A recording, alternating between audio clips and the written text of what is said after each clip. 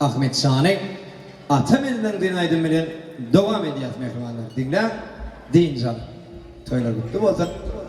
Bağlaşıklığım ömür udaplasın.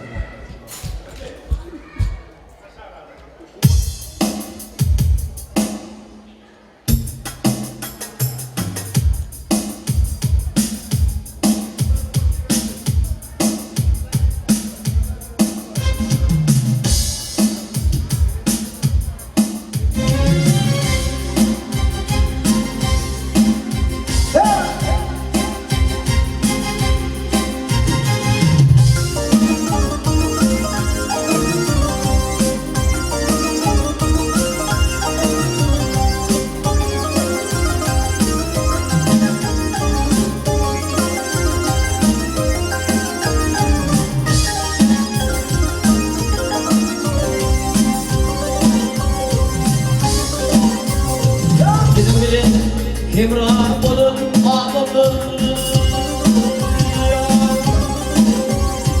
bizim bilin himran olun yerindir, olur şunun hanaf benim.